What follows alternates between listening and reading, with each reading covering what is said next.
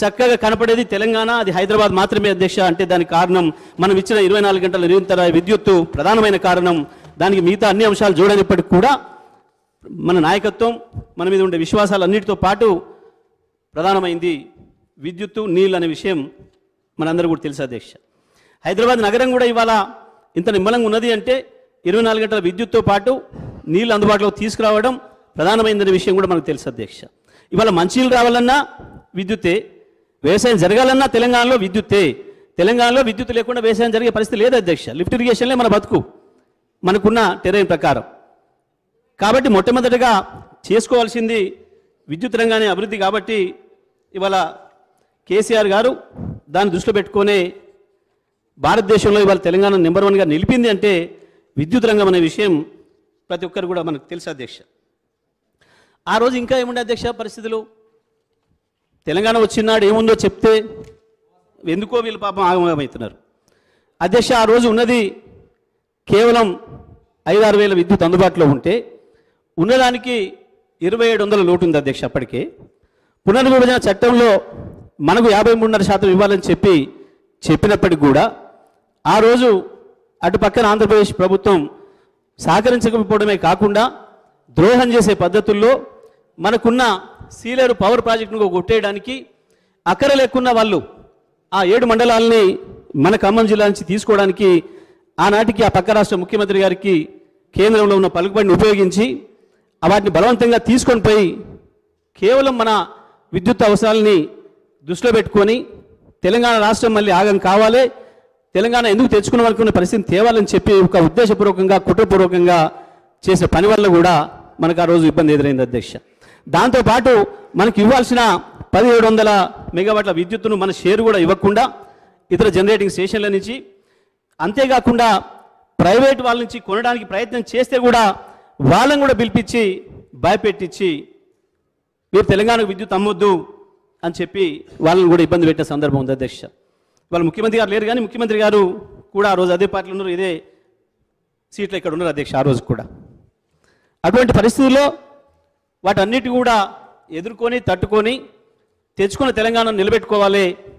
ఎన్నో ఆకాంక్షలతో తెలంగాణ తెచ్చుకున్నాం, 60 ఏళ్ళు దెబ్బతిన్నాం, 60 ఏళ్ళు నష్టపోయిన దాన్ని ఎంత వీలైతే అంత తొందరగా సరి చేసుకోవాలన్న ఉద్దేశంతో అవాళ కేసీఆర్ గారు ఈ చర్యలన్నీ తీసుకున్న విషయం మనకు అందరూ కూడా తెలుసు అధ్యక్ష. అధ్యక్ష ఇక అప్పుల విషయానికి వస్తే ఒక మన రాష్ట్రంలో అప్పులు చేసినట్టు భారతదేశంలో ఇంకెవరు చేయనట్టు, ఏ డిస్ట్రిబ్యూషన్ కంపెనీలు ఏ కంపెనీలు చేయనట్టుగా చాలా విచిత్రమైన వాదన తీసుకొస్తున్నారు అధ్యక్ష. అధ్యక్ష ఇవాళ మనం చేసిన పని ఈ దేశంలోనే మొత్తం రాష్ట్రాలకు ఆదర్శంగా నిలబడే పద్ధతుల్లో మన ముఖ్యమంత్రి గారు తీసుకున్న చర్యలు అధ్యక్ష. ఇవాళ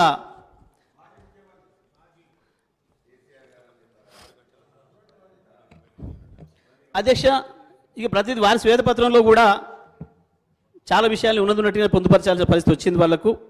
ఆ రోజు స్పష్టంగా చెప్పారు, అగ్రికల్చర్కు యావరేజ్ సప్లై 6 గంటలే ఇస్తున్నాం అనే విషయాన్ని వారు స్పష్టంగా చెప్పారు. అదేవిధంగా గృహ వినియోగాలకు కావచ్చు, పారిశ్రామిక అవసరాలకు కావచ్చు మేము ఇవ్వలేకపోయినామనే విషయాన్ని కూడా వారు స్పష్టంగా అంగీకరించారు అధ్యక్ష. ఇందులో ఫైనాన్స్కు సంబంధించి ఎక్కడ కూడా పెద్ద తేడాలు ఏమీ లేవు అధ్యక్ష. డిస్కామ్లకు సంబంధించి స్పష్టంగా చెల్లింపులు ఉన్నాయి, రాబడులు కూడా ఉన్నాయి అధ్యక్ష. రావాల్సినవి ఉన్నాయి, చెల్లించాల్సినవి ఉన్నాయి. ఒక ఫైనాన్షియల్ ఇన్స్టిట్యూషన్కి అది ఎప్పటికీ ఉంటుంది, నిరంతరమైన ప్రక్రియ. అందులో ఎటువంటి అనుమానాలకి ఏం ఆస్కారం లేదు అధ్యక్ష. విద్యుత్తు మెయింటెనెన్స్కు సంబంధించి వారేదైతే ఓ పాసింగ్ కామెంట్ చేసిర్రో అది పూర్తిగా అవాస్తవం అధ్యక్ష. ఒక పథకం ప్రకారం ఒక ప్రణాళికాబద్ధంగా మనం ఇది అభివృద్ధి చేసామనే విషయం అనేక సందర్భాల్లో రుజువు చేసిన అధ్యక్ష. ఆ రోజు అధ్యక్ష స్పష్టంగా ఉంది అధ్యక్ష, మీరు పేర్కొన్న దాంట్లోనే ఆ రోజు కాంట్రాక్ట్ కెపాసిటీ 7,778 అయితే ఇవాళ 19,475, 150% అభివృద్ధి చేసాం అధ్యక్ష.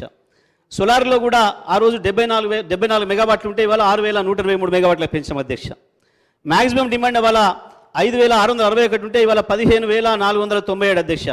ఆ రోజు 5,600 ఉన్ననాడు 2,700 లోటు ఉంది అధ్యక్ష. ఇవాళ ఒక్కటి కూడా లోటు లేకుండా మనం ఇంకా పైన ఉన్నాం అధ్యక్ష. ఇవాళ 15,497 పీక్ డిమాండ్ ఉంటే 19,475 మనం కాంట్రాక్ట్ కెపాసిటీలో ఉన్నాం అధ్యక్ష. మ్యాక్సిమం కన్జంప్షన్ కూడా ఆ రోజు 128 మిలియన్ యూనిట్లు అయితే ఒక్క రోజు ఇవాళ 298 మిలియన్ యూనిట్ల డిమాండ్ వస్తే కూడా ఒక నిమిషం కూడా ఎక్కడ పవర్ కట్ లేకుండా అందించేదానికి కావాల్సిన పద్ధతుల్లో మన అన్ని సంస్థలు కూడా మనం తయారు చేసుకున్నాం అధ్యక్ష. పర్ క్యాపిటా విషయంలో కూడా అధ్యక్ష ఆ రోజు 1,356 యూనిట్లు పర్ క్యాపిటా ఉంటే ఇవాళ 2,349 అంటే 73% పైగా ఇవాళ మన పర్ క్యాపిటా పెరిగింది అధ్యక్ష. అగ్రికల్చర్ సప్లై మనకందరికీ తెలుసు అధ్యక్ష 6 గంటల నుంచి ఇవాళ 24 గంటలకు పెంచుకున్నాం అధ్యక్ష.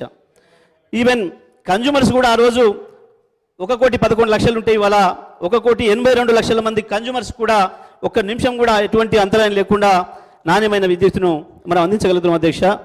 ఎంప్లాయీస్కి సంబంధించి కూడా ఆ రోజు ఇవాళ 30,000 శాశ్వత ఉద్యోగులు, ఆర్టిజన్లను కూడా 22,700 మందిని మనం రెగ్యులర్ చేసుకున్నాం అధ్యక్ష.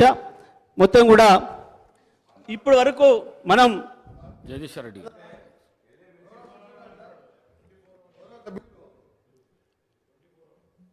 పదే సభని తప్పుదోవ పట్టించడం కాదు, తెలంగాణ ప్రజలను కూడా తప్పుదోవ పట్టిస్తున్నాం.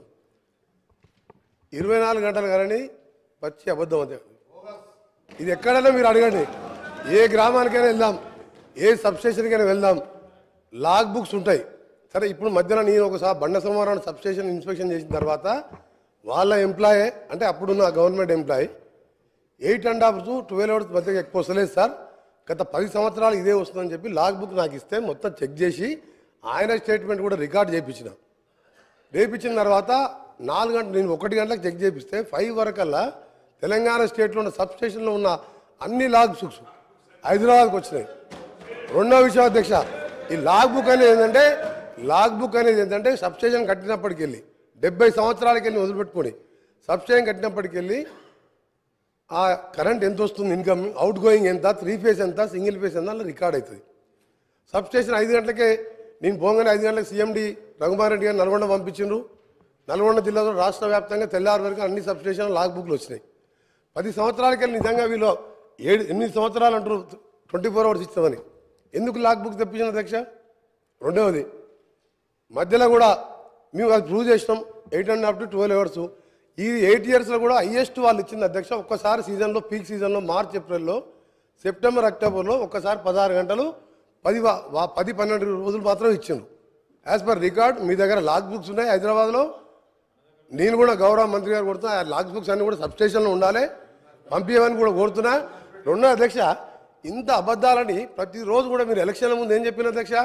కరెంటు తీగలు పట్టుకోండి, 3 గంటలు వస్తుందా 24 గంటలు తెలుస్తాను నేను చెప్పిన. అప్పుడు కూడా క్యాంపెయినింగ్లో పట్టుకుందాం, మీరు సిరిసిల్లనే పట్టుకుందాం కేటీఆర్ గారు, మీరు ఎప్పుడు రమ్మంటే చెప్పండి పట్టుకుంటాం అన్నాడు. వారేమన్నారు, కాంగ్రెస్ వాళ్ళు అందరూ పట్టుకోమని చెప్పండి పీడ పోతుంది అన్నాడు. చనిపోతాను కూడా సిద్ధంగా రైతుల కోసం మీరు అబద్ధాలు ఆడొద్దని చెప్పిన. రెండవది అధ్యక్ష, వీరు చెప్తున్నారు ఇవాళ అప్పులైనా మా గౌరవ డిప్యూటీ సీఎం గారు చెప్పారు అధ్యక్ష. ఎగ్జాంపుల్ చెప్పకూడదు అధ్యక్ష, కరెంటు విషయం 24 గంటలు ఎప్పుడు ఇయ్యలే, అన్ని అబద్ధాలు అదొకటి. రెండవది అధ్యక్ష, ఎందుకు నష్టాలు వచ్చింది అధ్యక్ష? పవర్ పర్చేజ్ అగ్రిమెంట్లో ఎక్కువ రేటు కొన్నందుకు. రెండవది అధ్యక్ష, మా ఉదాహరణకు నల్గొండలో వీరు మంత్రిగా ఉండే ఎలక్ట్రిసిటీ మినిస్టర్ గారు వీరు చేసిన గత కార్యాలకు అధ్యక్ష 29,000 కోట్లతోని యాదాద్రి పవర్ ప్లాంటు 4,000 మెగావాట్తో స్టార్ట్ చేసిన అధ్యక్ష. 9 సంవత్సరాలు స్టార్ట్ అయ్యి 29,000 కోట్లతోని పిఎఫ్సి వాళ్ళు 16,000 కోట్లు ఇచ్చిన అధ్యక్ష. ఇస్తే దాని నామినేషన్ మీద దేశ చరిత్ర ప్రపంచ చరిత్రలో అతిపెద్ద కుంభకోణం 29,000 కోట్లది బిహెచ్ఎల్ మీద నామినేషన్ ఇద్దా అధ్యక్ష. బిహెచ్ఎల్ నామినేషన్ ఇచ్చిన తర్వాత అదే దాని మీద నేను జార్ఖండ్ జెన్కోలో టెండర్ అయితే అక్కడికి వెళ్ళి డాక్యుమెంట్ తెచ్చి అధ్యక్ష తెప్పిస్తే వారికి మనకు ఎంత వ్యత్యాసం ఉందంటే 6,000 కోట్లు డిఫరెన్స్ ఉన్నాయి అధ్యక్ష. జెన్కో కూడా టెండర్ పిలవాలి, బిహెచ్ఎల్ కూడా పార్టిసిపేట్ చేసింది అక్కడ జార్ఖండ్లో. అప్పుడు అడిగిన అసెంబ్లీలో ఉండి అడిగినది, అడిగితే దాన్ని మాట్లాడలే. దాంట్లో పెద్ద స్కామ్ జరిగింది. వీరి పాత్ర కూడా చాలా ఉంది ఇలా. ఈయన పాత్ర 10,000 కోట్లు తిన్నాడు అలా. నేను ఇంకోటి చెప్తున్నా అధ్యక్ష, ఇది ఆన్ రికార్డ్ చెప్తున్నా, నేను ఇవన్నీ కూడా సాక్ష్యాధారాలు ప్రూవ్ చేస్తా. ఇది 50,000 కోట్లు పెరిగింది అధ్యక్ష. ఇప్పుడు 50,000 కోట్లకు పెరిగింది. పెరిగితే 16,000 కోట్లే టర్బైన్స్ అండ్ బాయిలర్స్ బిహెచ్ఎల్ వాళ్ళు చేస్తారు. మిగిలిందంతా ఎవరు చేస్తున్నప్ప వర్క్స్? ఈయన సబ్ కాంట్రాక్టర్లు. అక్కడ అప్పుడున్న మిర్యాలగూడ ఎమ్మెల్యే, అక్కడున్న లీడర్లు తోసుక తిన అధ్యక్ష. మొత్తం ఇక లాస్ అయిందండి. ఎందుకు లాస్ అయింది? ఇవన్నీ రికార్డు చెప్తున్నాను నేను అబద్ధాలు చెప్తలేను.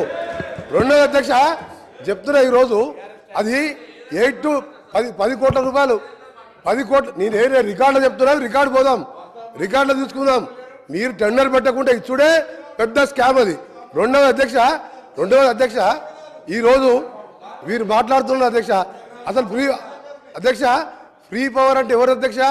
కాంగ్రెస్ పార్టీ పెట్టండి. కాంగ్రెస్ పార్టీ దేశంలో ఏ రాష్ట్రంలో కూడా ఇవ్వలేదు అధ్యక్ష. రైతులకు 7 గంటల నుంచి 9 గంటల ఉచిత కరెంట్ అనేది ధైర్యం చేసి మేనిఫెస్టోలో పెట్టి ఇచ్చి చూపింది కాంగ్రెస్ పార్టీ. అప్పుడు ఏ రాష్ట్రంలో లేదు భారతదేశంలో. అప్పటి మా కాంగ్రెస్ ప్రభుత్వం రాజశేఖర రెడ్డి గారు సోనియా గాంధీ తోటి కొట్లాడి మేనిఫెస్టోలో పెట్టించి ఫ్రీ పవర్ అని చూపించడం. అంతకుముందు చంద్రబాబు నాయుడు గారు కరెంట్ ఇస్తారని మా జూపల్లి గారు కొట్లాడితే 17 రోజులు జైల్లో తీసిన అధ్యక్ష. అప్పుడు మీ ఎమ్మెల్యేలుగా ఉన్నాం. పవర్ పొజిషన్ అప్పుడు ఎట్లుండే, మా ప్రభుత్వంలో ఏ విధంగా ఉండే. ఈ రోజు కూడా చెప్తున్నాం అధ్యక్ష, 10 కాదు 10 గంటలు 9 గంటలు కూడా వస్తలేదు. ఇప్పుడు మేము చెక్ చేసుకుంటున్నాం. ఒక ఎఫిషియెంట్ ఐఏఎస్ ఆఫీసర్ని ఏపీ ట్రాన్స్కో జెన్కో ఎండీగా పెట్టి, ప్రిన్సిపల్ సెక్రటరీగా పెట్టి, వీళ్ళ అధ్యక్ష అప్పటికే 15 సంవత్సరాలు రిటైర్ అయిన ప్రభాకర్ రావుని తీసుకొచ్చి, అప్పటికే ఆయన వయసు 70 సంవత్సరాలు, ఆ తర్వాత 10 సంవత్సరాలు తీసుకొచ్చి జెన్కో 80 సంవత్సరాల ఇప్పుడున్న కాంపిటీషన్ పోటీలు తట్టుకుంటారు అధ్యక్ష. ఆయనను పెట్టిను. మా ప్రభుత్వం చార్జ్ తీసుకొని, మా ముఖ్యమంత్రి గారు చార్జ్ తీసుకొని తెల్లారి ఆ రోజు సాయంత్రం రిజైన్ చేసిండు. తెల్లారి మేము పిలిస్తే కూడా రాలే. ఇదేంది అధ్యక్ష? ఒక ఆఫీసరు ఇంత పెద్ద సంస్థ నడిపినోడు మొత్తం దివాలు తీపిచ్చిండు, వీళ్ళకి దోషపెట్టి దోసుక తిని ఇవాళ మాతో మాట్లాడుతున్నాం. మీరు ఇవాళ మొత్తం సర్వనాశనం.